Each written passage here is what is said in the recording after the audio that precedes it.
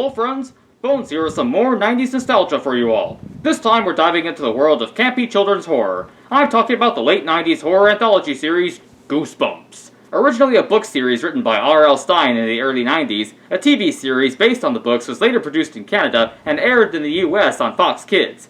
It was a good way to introduce kids to our world of spookiness, despite some episodes being pretty cheesy. Thankfully today we're going to focus on their Halloween episodes, which are all done better than the poorly written and acted ones people usually think about when they hear the title Goosebumps. So, grab some Halloween candy and join me as I review the Halloween episodes of Goosebumps. You're in for a scare.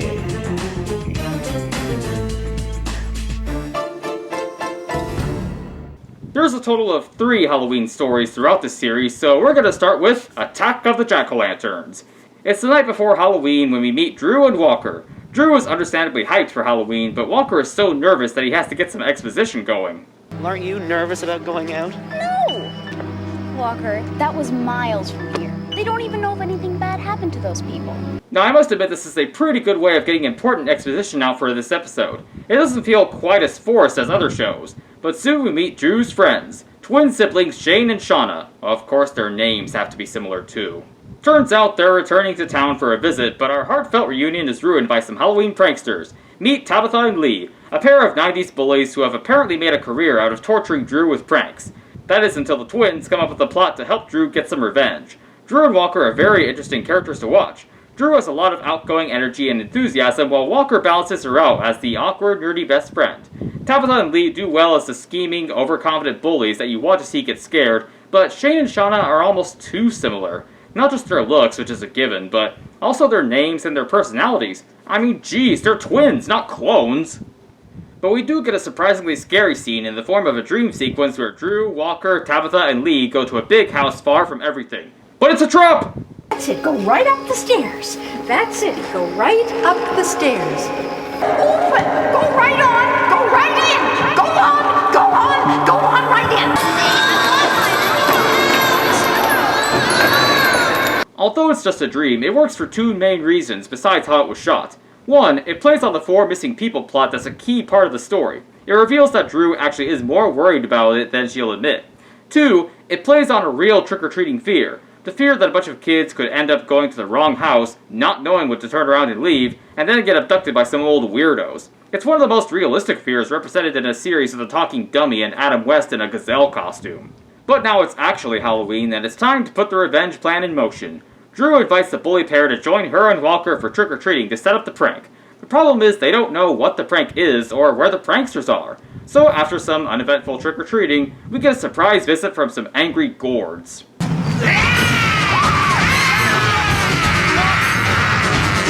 Take Lucy! She's the one you want! So these jack-o'-lanterns with bodies take them to a new neighborhood that was designed as a trick-or-treater's paradise. It's covered with decorations and there are no other kids in sight. The jack-o'-lanterns themselves are kinda spooky, but more in that fun, cheesy 90s kind of way. The kids are loving the big hauls of candy, but Drew quickly feels that something is wrong here, and she's right to think so.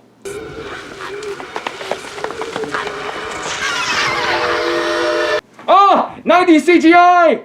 Once the kids fill up their bags to the brim, the catch is revealed. Come on, guys. What's your problem? We have to leave. You cannot What leave! do you mean we can't leave? You must trick or treat forever! This is one of those too much of a good thing moral stories. The jack-o'-lanterns use this to torture the kids first before they turn up the scare factor once Tabitha figures out something terrible. You're the ones. You took them. You kidnapped the 4 missing people. Run! Now, this chase is kind of unintentionally funny for how the jack-o'-lanterns run.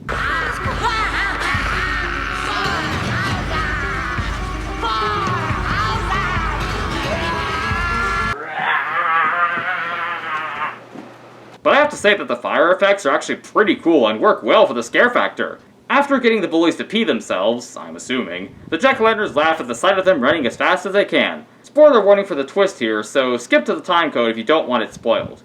The jack-o'-lanterns revealed themselves to, of course, be Shane and Shauna. But how did they pull this off? Well, they're aliens, which apparently gives them superpowers. I don't remember that being part of the alien package. But even weirder is that Drew knew this whole time and acts like it's no big deal. Not even when they reveal their true forms as Muppets. Oh, but don't relax, there's one more twist that Drew didn't know about ahead of time. But if you know where some nice plump adults are, we'll eat those. You mean... you eat humans? The 4 missing people. At one point, the missing people plot felt like it was beating us over our heads, but this revelation to that plot brings the episode to a surprisingly dark place. But R.L. Stine likes to write twisted endings like this. This whole episode is one you watch more for the fun than the high-quality scares or good writing. That being said, let's move on to the next Halloween episode. The episode that's considered by many Goosebumps fans to be the best in the series. I'm talking about The Haunted Mask. This one is better known for its storytelling and scare factor. For starters, it's considered a 2-part special episode, meaning R.L. Stine himself delivers an introduction. You can quickly see why he's a writer and not an actor with how deadpan he is. But those intros do add some authenticity to the show, so it's good when they happen. Makes it feel like a special presentation. Here our main character is Carly Beth, a girl who likes Halloween but is something of a scaredy cat. Like Attack of the Jack-o'-lanterns, our star here is also tortured by a pair of 90s bullies. Their names are Chuck and Steve. Carly Beth's only real friend is Sabrina, but even she can't help but take advantage of her cowardice from time to time. I think you're right. Somebody's out there. Somebody. Or something. Some friend she is. We also have little brother Noah, who scares her with her own duck costume as an annoying little brother would do, and her loving mother who does a lot for her. Making her a duck costume is nice, but she also makes this plaster of Paris head to look like her. It's kind of creepy, Mom. What, don't you like it? I think the mom is the only one in this whole episode who doesn't find this head kind of creepy. Even I find it creepy, and I don't even have skin! The episode starts off with some great motivation. Carly Beth seems legitimately upset about always being picked on for her being so easily scared. It shows what can happen when one kid is mocked by the rest of her peers. So she decides that she's had enough and now she wants to be the one to scare people. So in her quest for revenge, she goes to the small novelty shop run by a man whose accent I can't quite figure out. What are you doing here? Who are you? Wherever he's from, this guy's not interested in customers, but that doesn't stop Carly Beth from peeking around to find the scariest mask in the back of the store. The shopkeeper doesn't want her buying any of the masks in the back, as should have been obvious from them being hidden. But Carly Beth is determined to get back at her bullies, and any old mask just won't do. So she steals it? I mean, she throws money at the shopkeeper afterwards, but sorry kids, stealing is still stealing. But perhaps this adds to the moral lesson of the episode. Because when she puts on the mask, she becomes instantly terrifying to everyone, starting with her little brother. If you're in the audience though, you notice pretty quickly that something is off with the mask. Her voice suddenly gets an iMovie filter, she has trouble taking the mask off, and she might be losing her marbles. Yeah, I'm crazy, Loretta, I'm crazy! The episode does a great job of blurring the lines between Carly Beth being on a revenge kick and the mask's own personality trying to take over. It's a lot like Spider-Man and Venom in a sense, where the parasite, in this case the mask, feeds off the negative emotions of the host Carly Beth and intensifies them to make her behave in ways she normally wouldn't. It's pretty creepy to see this struggle where you're not sure how much of her behavior is her trying to be scary and how much is the mask's influence. Well, eventually it's time for her to exact her revenge on her tormentors, who are singing a censored sea shanty? 16 men on a dead man's chest. Yo ho ho, and away we go. Ah, Kids TV, where you can mention a dead guy but have to censor out even the word rum. Wait a second, how come movies made for kids don't have this problem? 15 men on a dead man's chest. Yo ho ho, and a bottle of rum. Well, that aside, the scene is pretty intense. The fake Carly Beth head comes to life and cries out for help, the bullies get the crap scared out of them, and the mask seemingly increases its stranglehold on its host as the fake head is buried. Despite the limited effects of the time, the filmmakers did a good job of showing that the mask was becoming part of Carly Beth mentally and physically. It goes from being a normal mask to being more like a prosthetic, as shown with how the mask moves with Carly Beth's lip movements. So Carly Beth freaks out and goes to the shopkeeper for answers. He explains that they're actually real faces that he made to disguise himself because of his own insecurities. But it was those same insecurities that warped the faces into being ugly. I made these faces to hide behind them, to hide my faults. But the faults were inside me. That's what infected the faces, turned them into monsters. This touches on an important lesson for kids about accepting and loving yourself the way you are. Something that kids shows from the 90s especially excelled at. But this lesson is cut short by the awkwardly CGI'd floating mask. I did say their effects were limited, didn't I? But it amps up the tension as Carly Beth struggles to drive away the clinging mask was a symbol of love. As the shopkeeper explained that only a symbol of love can defeat the evil of the masks. That symbol of love turns out to be the head that her mom made for her. So we've got another great aspect of this episode as it includes a plot of loving bonds from your family and true friends being stronger than any evil. But because they aren't too explicit about it, it doesn't come across as super cheesy. Despite some hiccups of this episode, mainly with its effects and weird censorship, it's easy to see why Haunted Mask is still held up as one of the series' best episodes. But this makes you wonder, how well does our final Halloween episode of the night hold up? That episode being the sequel to The Haunted Mask 2! A year after the events of the first part, Carly Beth is enjoying her life without her old cowardice and without the Haunted Mask. Right away, it's surprising that the sequel brings back multiple characters besides just the villain. Usually Goosebumps sequel episodes feature the same villain, but with an entirely new cast. Doing this gives the Haunted Mask saga a feel of a complete narrative, with the sequel being a good continuation of the first. All the main characters are back, including the bullies Chuck and Steve. Wait a minute! What happened to Steve? That's not the same actor. Yes, apparently actor George Kinnamus was replaced by John White, an actor who originally starred in another Goosebumps episode, The Cuckoo Clock of Doom.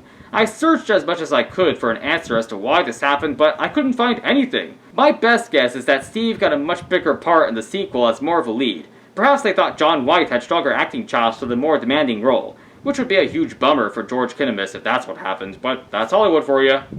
Anyway, Chuck and Steve try the old scare routine again, but this time Carly Beth is a step ahead. So they start being dicks and play keep away with the fake Carly Beth head to make Carly Beth tell them where she got the haunted mask. But we have Sabrina to put an end to this. Not long after that, though, the original haunted mask rises from where Carly Beth buried it. How could this happen? Halloween has brought you back. I guess that kinda makes sense with Halloween being the night of the thinned veil, but it's still pretty cheesy. But the mask isn't playing this time, as he actually possesses the shopkeeper!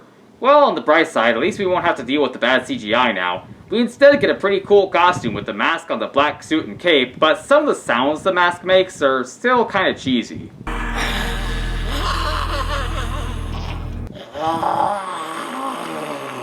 Now, Steve goes through a similar inner turmoil, except instead of cowardice, he's worried about becoming too old for Halloween, and he wants to go all out and scare people for one last blast of fun. I would just say you're never too old for Halloween, but I'm not a 12-year-old human boy.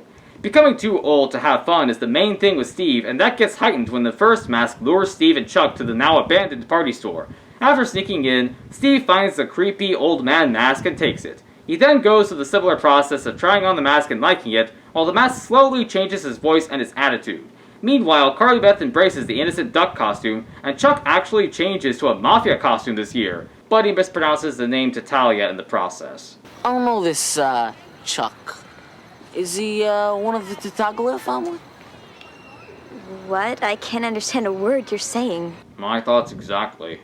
Chuck finds Steve, who happily shows him the mask before putting it on to terrorize anyone in close proximity. But here's another difference with the mask. While at first it does bond with his desire to be scary and twists it to making Steve more evil, it also takes over his body by turning him into a tired and helpless old man. So it emphasizes his fears more than it blends with his desires. I suppose it could be a karma thing, since Carly Beth's motivation was revenge for being picked on, while Steve wanted to scare for the sake of having fun at the expense of other kids. Since the now possessed Steve has driven his best friend away, Chuck seeks help from someone who dealt with the haunted mask firsthand, Carly Beth. But while the now trio looks for Steve to try to help him, the original haunted mask finds him first. Your face, so old, so hideous, so perfect. Well, damn. Looks like the mask got his own voice. It's a pretty creepy voice, but from time to time his hissing does hinder the scare factor. The mask orders the helpless Steve to steal the fake Carly Beth head and bring it to the graveyard. The trio make their way to the party store to search for answers, but of course this time the shopkeeper isn't there to help. Carly Beth scares Chuck and Sabrina like this for no reason. You scared me. And Steve succeeds in stealing the fake head and bringing it to his master. When it is destroyed, Carly Beth's mine. Now smash it. Yep, that's the mask's motivation. He's still fixated on Carly Beth. Is it just me, or does this seem a little stalkerish? You're groveling. Good. I like that in a boy. And it just hit pedophile levels. That of course doesn't stop Steve from being obedient and smashing the fake head, disarming Carly Beth of her defense against the mask. Now the mask, with Steve's help, is free to confront Carly Beth and attempt to possess her. It's actually a pretty dramatic scene with the music and the sounds of wolves in the background. It then hits a big climax when the mask tries to possess Carly Beth, but Steve at the last second throws himself in front of it. As it turns out, that one action of love was enough to break the spell on both haunted masks. So the group of kids who have now become friends celebrate their victory by burning the masks. But this is a Goosebumps story, so the original mask, of course, has to still survive, only to get buried by Steve's dog. The sequel isn't quite as good as the first one, but it still has good moments of being scary, and it connects to the story of the original in a good way. I suppose when it has all that, some of the cheesiness can be forgiven.